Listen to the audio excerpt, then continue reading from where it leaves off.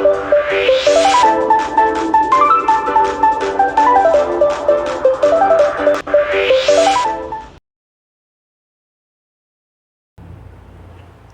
Bismillah. For today's video guys, I'm gonna teach you on how to fix or repair a corrupted or damaged USB drive which shown zero capacity.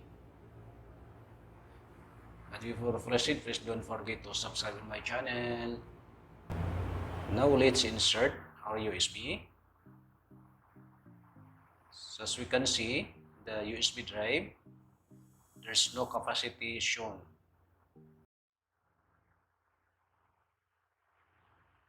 So take note, before you do this procedure, try to recover your important files. Just watch on my other video tutorial on how to do it. And also you can download this software. Just click the link in the description below. Then open your downloaded software. Then click partition wizard, exe files.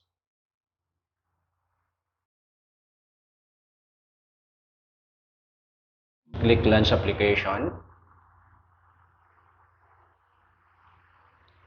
Then choose your USB stick. In my case, it's this 2. Just click and right click it and click wipe partition or wipe drive. Then select this fail sectors with 0 and click OK. After that, click apply on the left side portion of the software.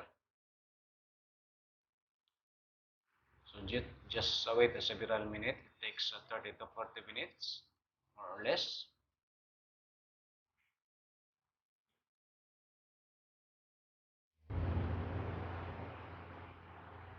Okay, successful. Applied all the pending changes successfully.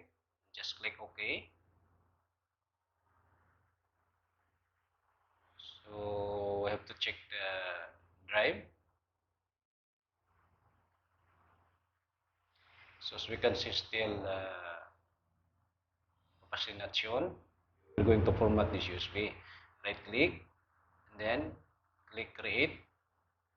Then type the USB label, USB name, and click OK.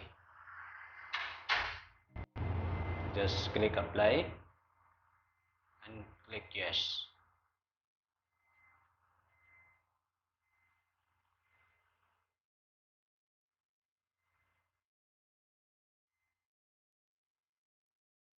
And click OK.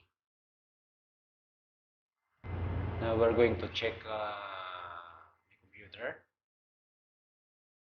Now as we can see, our USB is now successfully repaired. Now we're going to right click, check properties. As you can see now, then we're going to right click again and check for error. Click scan and repair. So your drive was successfully scanned. There's no error on the drive. So reminder, make a habit to always simply remove your USB stick to avoid damage. So thank you for watching. Hope that this video helped you. And please don't forget to subscribe on my channel.